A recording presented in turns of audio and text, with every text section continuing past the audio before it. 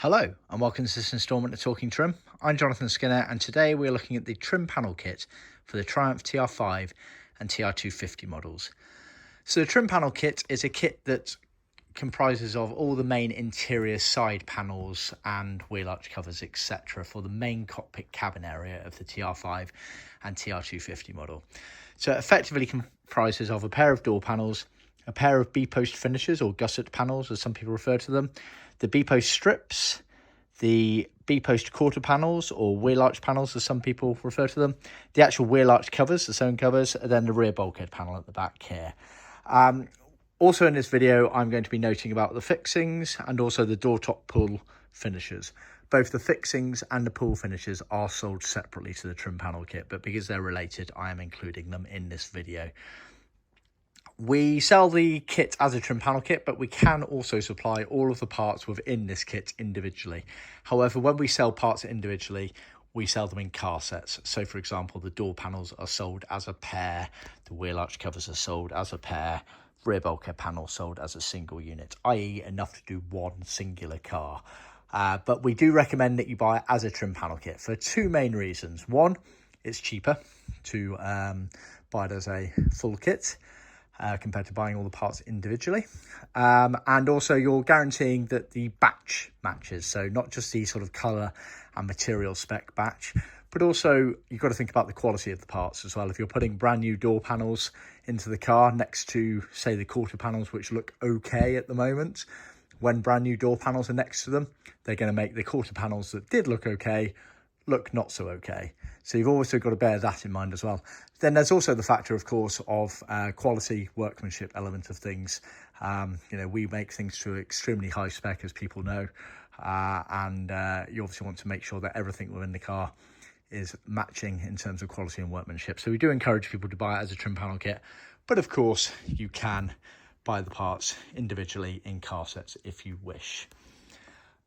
We can offer the kit in two different materials: vinyl ambler, which was what was original from the factory, or leather upgrade. This actually is a leather upgrade kit. So it's full leather, absolutely everything is leather, even down to, say, the B-post strips there. They're all in leather. When it comes to leather, we can offer two main finishes on the leather. You can either have a grained finish or a smooth finish. This particular kit has been done in smooth. Most of our colours are available in grained and smooth, so do check out our materials and colours library for more information on that. Let's dive in. So this particular kit has been done in what we refer to internally as pale shadow blue, but it actually is the same as what Triumph referred to as shadow blue, which it's a pale blue colour, so shadow blue is a bit misleading. There is a reason for that, but I won't bore you with it on this video. And like I said, this has been done in leather, and it's a smooth finished leather, so there's not much of a grain finish on top of the leather there. This is the vinyl equivalent there, so you can see very close matches between the vinyl and the leather. Vinyl obviously is a PVC material, and that's what the majority of the cars would have left the factory in, also referred to as ambler back in the day, just FYI. So let's work our way through this particular kit. Like I said, it's a full leather upgrade kit. It's going into a customer's car who's gone for a completely bespoke upgrade kit. So he's upgraded quite a few options in the car. So this leather kit is going to work extremely nicely with that element of restoration. Let's start with the door panels. So the door panels, you get a pair of them, and they are cut on our in-house CNC machine using 2.55mm hardboard. Now, it's worth noting the hardboard thickness, as it's one of the many factors that leads us to be the leading supplier of TR kits in the world. You can get very standard 3mm hardboard down most DIY stores. This is 2.55mm, and that extra thinness, shall we say, is going to make the fitment of the door panels especially crucial. So bear that in mind. It's specially imported. We import the hardboard especially from a company who has been making marine and automotive spec hardboard for almost 100 years now. And so compared to the materials that we used way back when on the original factory production line, but also just even sort of 20-30 years ago, this stuff is coming up trumps compared to that. And we do pride ourselves on making sure that we use not just the best quality materials, but also the most suitable materials. So it is marine and automotive spec. So it's not waterproof, but it is water resistant. You're not going to have those same issues that people have encountered over the course of time with panels warping and whatnot.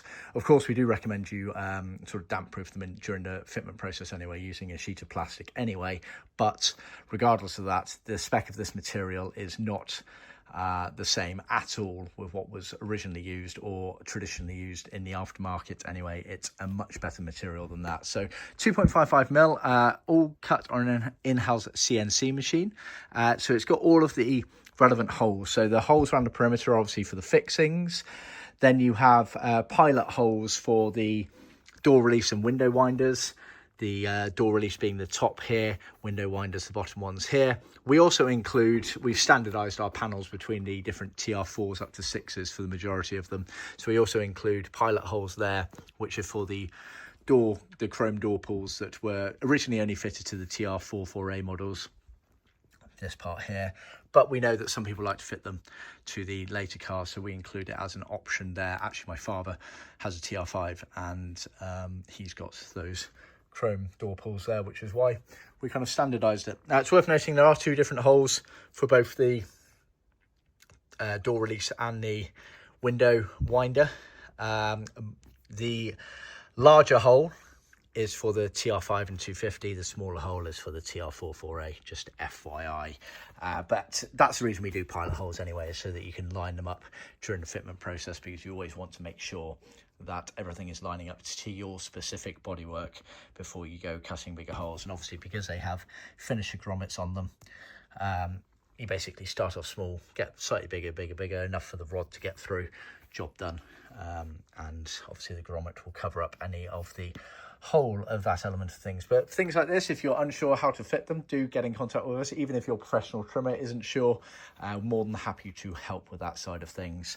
There's also a couple of pilot holes here on the pockets and on the back edge there, which is for these finisher buttons here. Now let's go on to the fixings. So the fixings, like I say, are sold separately to the actual trim panel kit, and they comprise of kind of two main sets of things. You have these screws and washers, which are used for other panels in the car, most namely the rear bulkhead panel at the back of the car. And then you have these fixings here. This one here, obviously you have lots of them. These are used for securing the actual panels in place here. So they slot into there. They have 360-degree turning from fixing to fixing, which makes a hell of a difference actually if you're going around the panel. So bear that in mind. Now it's worth noting on these that we use green fixings. Originally the ones used, and a lot of other suppliers use black fixings, which are ever so slightly smaller than black fixings. And we do that on purpose by design. It's not a mistake. We do that because the vibrations on these cars as you're driving along can sometimes cause some of the panels to work their way off. With these green fixings, that's a lot less likely to happen because they are bigger. So the initial fitment process of them is slightly harder. You literally sort of almost have to punch the fixings in place to a certain extent. But it comes up trumps when everything's finished, because it will mean that the panels really do securely stay onto the car as you're driving along with the vibrations, especially this area here at the back here where the pocket makes it quite thick. So do bear that in mind. We've done it by design. There are several things that you'll note with our products over the years that on initial inspection, like, oh, have they done this by accident? Is it a mistake? But actually, a lot of it is done by design. We've been making these same kits day in, day out for almost half a century now. My father's owned several of the TRs, and we obviously supply kits to the most leading and prestigious TR restoration companies in the world, most namely Macy's Garage over in Ohio, so Mark Macy, who has used our kits for decades. And in fact, I believe he's the only person that's got a perfect score at one of the TR Triumph Club of America shows. In fact, I think he's done it twice with our interior kit fitted. So I think that speaks volumes for the quality and workmanship of our kits. And he's part of the reason our kits are so good as well, because a mixture of my father and Mark's feedback on suitability and improvements that can be made, and we do listen to people like that, and so that's why our kits are so well known within the industry for quality and workmanship. So yeah, you get these fixings here, which obviously go around there. Like I said, they are a bit bigger than the original ones, but that's done intentionally. You get these screws and the kind of washer element there, and also these caps here, and therefore the pockets elements here. At the moment, we can only supply them in black, but we are looking into getting them made into the most popular colours that we supply kits for, mainly obviously the sort of original colours for the Triumph. So do watch this space, as we hope to be able to supply those soon. Trimmed all the way around, and then they get piped all the way around as well. The piping, where colours allow, is Leathercloth vinide, which is the original material used by a lot of manufacturers during this era. Strictly speaking, Triumph actually used plastic piping on a lot of their panels. We do in black or white, but only if you're buying sort of the panels off us just as panels and not the seats as well. The reason being that seats, you really want Leathercloth piping to be used because it's much stiffer and sturdier and allows for better fitment of the seat, whereas the plastic piping doesn't. And obviously we would like to make sure that the piping matches coherently throughout the car. Now, it is worth noting that the TR5s mostly left the factory with white piping, as per this TR4 example here. So white piping around the outside of the panels, and same again on the wheel arches and quarter panels. But this specific customer has actually asked for matching piping, so he's gone for pale shadow blue piping around the perimeter. But it is worth noting that TR250s, some of them did seem to leave the factory with matching piping. The general rule of thumb is TR2s had matching piping to the main trim, TR6s had matching piping to the main trim, and everything in between, the 3s, 3As, 4s, 4As, 5s and 250s, had white piping. But there is certainly proof, my father is definitely aware of the fact that he has seen some TR250s that left with matching piping, but that's up to you. We can supply whatever you want, but do bear that in mind, that it's down to your personal preference, but we're obviously aware of the originality aspects of it. Like I say, Leathercloth used for piping where colours allow. About 80 to 90% of our colours are available in Leathercloth. Not vinyl. Vinyl, a lot of other companies use vinyl for their piping. We have to for certain colours, but it's pretty rare. But other companies do it as standard because they presumably just don't want to stock an additional material that they have to use for piping. But vinyl is slightly thicker, so it's not as suitable for piping because it becomes a bit more bulbous, which is actually fairly crucial on these doors in terms of the fitness. But also it doesn't look quite right. It looks fatter. And also it's worth noting that vinyl, because it's thicker material and it's wrapped around such a tight piping area there on a sort of 180 turnaround, you can easily kind of scuff it, whereas Leathercloth, it's a slightly different surface finish. You scratch Leathercloth, nothing happens. It's a very robust material, and this is why we stay true to that element of things. So again, another reason why you really should be looking for these small details when trying to choose your supplier. Worth checking out my other videos and blog posts about vinyl versus Leathercloth for both piping and edging of carpets, because again, it's one of those small but crucial differences that make us certainly the supplier of choice for anyone who wants a decent restoration. So Leathercloth piping around the outside perimeter. Obviously the door panels themselves are HFRF welded, so it's a high frequency radio frequency weld, and you get these sort of 4 lines going across the top panel there, and then this pattern here, and then the pocket as well there. Pocket is elasticated, presumably originally designed for storing maps and whatnot in, but these days smartphones is ideal for putting in there. Now it's worth noting that basically the TR4s, the TR4As and the TR5 and 250s use this lots of lines, as we refer to them, 4-line pattern on the door panels, and same again on the quarter panels there. And then rear bulkhead panel had lots of lines on them going vertically all the way along, whereas the later TR6s, they switched to a much more basic 2-line kind of pattern on the door panels, and then akin on the quarter panels, and the rear bulkhead panel literally had 2 horizontal lines going from left to right on it. So there was a change. It is worth noting at this stage that actually for the very early TR6s, sort of 1969 era TR6s, they use the same spec as the TR5 and 250. So this video actually could be a decent representation for the very early TR6s. So we're sort of talking 1969, maybe into the early 1970 era. So bear that in mind. Strictly speaking, it's TR5 250, but it is also correct for the very early TR6s. Now, on the HFRF welding, it's worth noting, we can do it on leather. I don't think any other companies in the world can offer it in leather, but obviously vinyl will be the exact same sort of pattern and finish. There are several companies out there that offer TR kits that don't offer HFRF welding. They offer stitch lines instead, and they will claim that they do that because the longevity of stitching is far better on the panels than the HFRF welding. That is misleading, I would say. They simply haven't invested in an HFRF welding machine, which costs tens of thousands of pounds, and then you've got all the brass tooling on top of it. So I would say that is probably misleading. And I wouldn't necessarily be swayed too much by that element of things. They've done it because they haven't invested in the machinery and they're trying to, should we say, pull a bit of a fast one on you. So do bear that in mind. It's worth noting, you'll see here on the back of the panel, there's a stitch line there.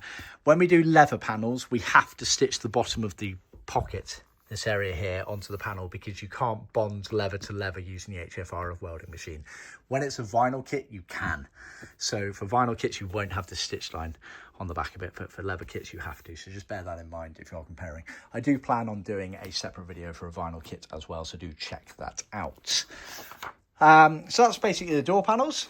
Let's talk about the door tops. So we refer to them as door tops or door pulls or the door finishers.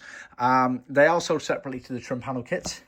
They are always black. Let's have a look. There they are.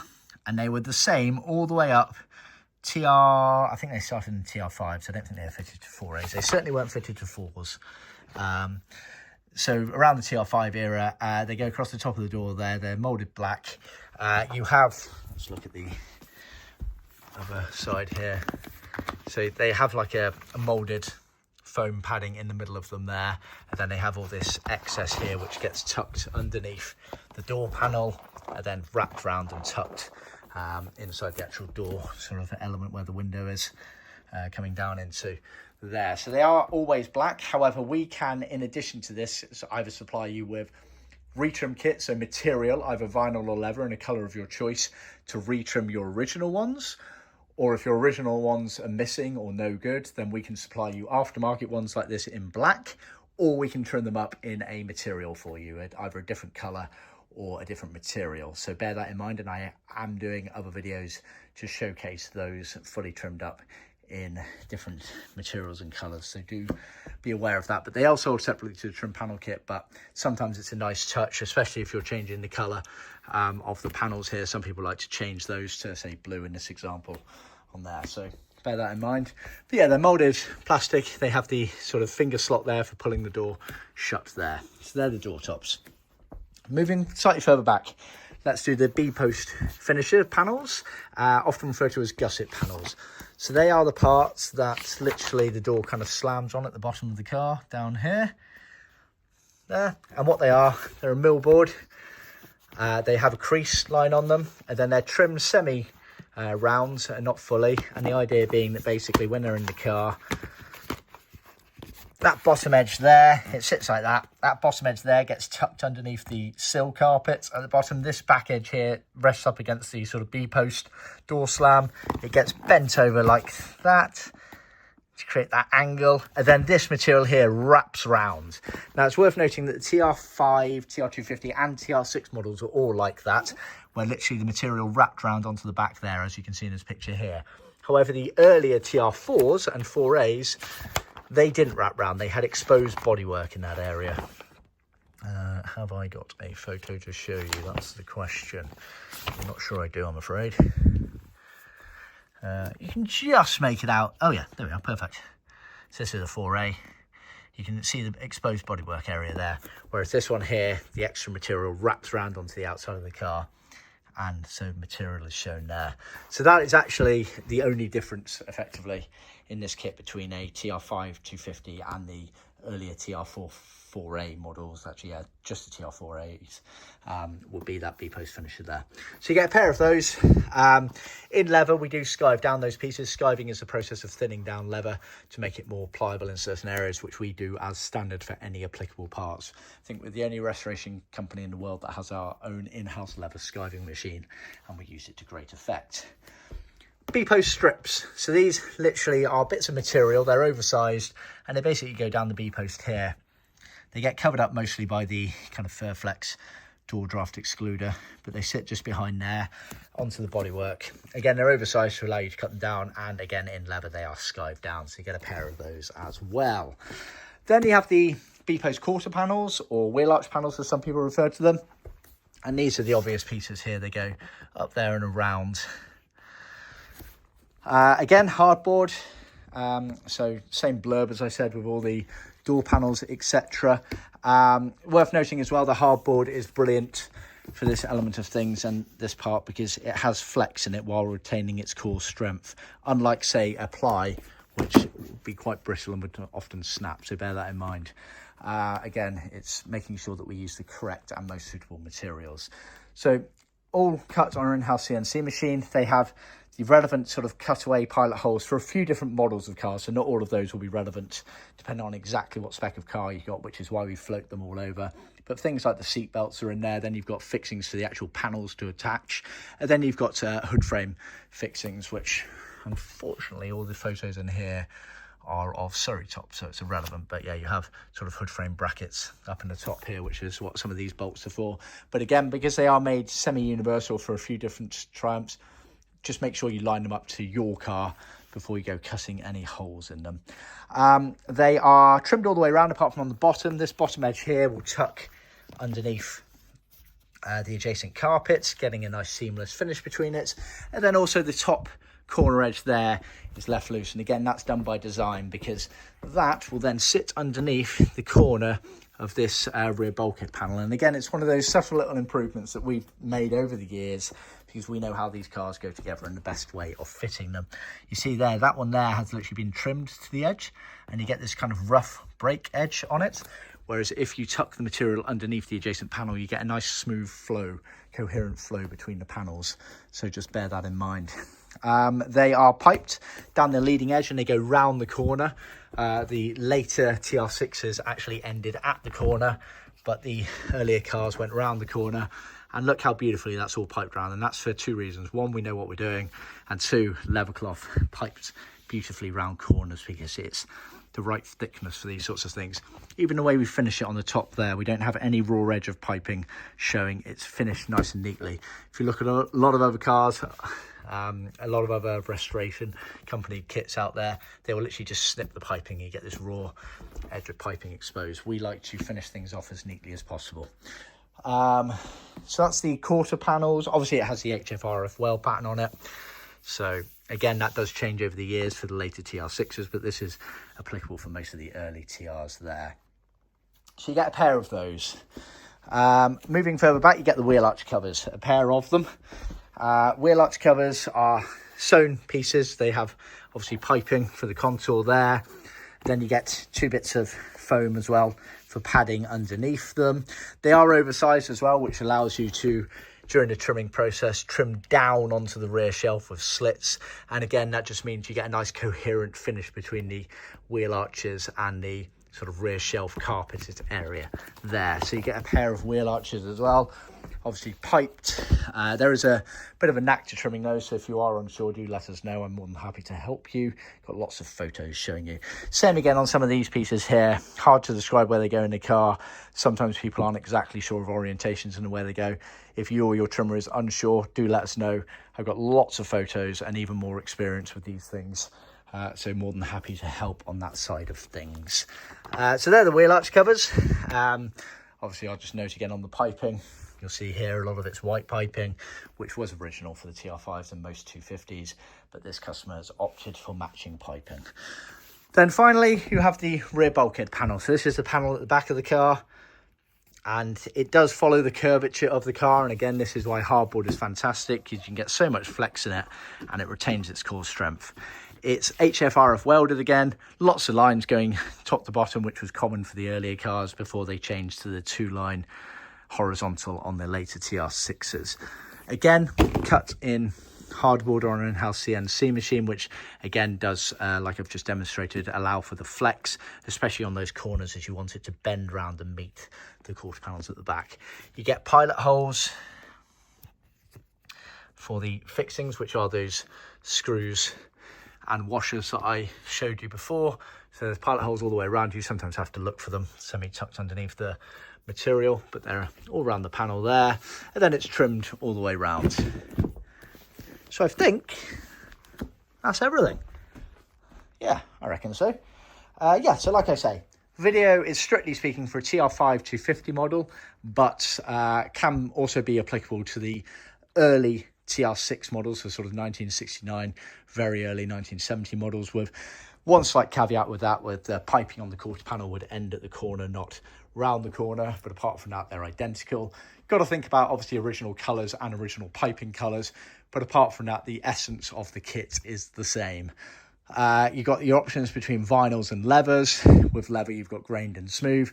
Then additional extras that you might wish to consider are the door tops, whether you want them either retrim kits to recover your original ones, replacement ones in the original black molded plastic, or fully trimmed new ones, so black plastic trimmed in either vinyl or leather to match the rest of your kit. Up to you.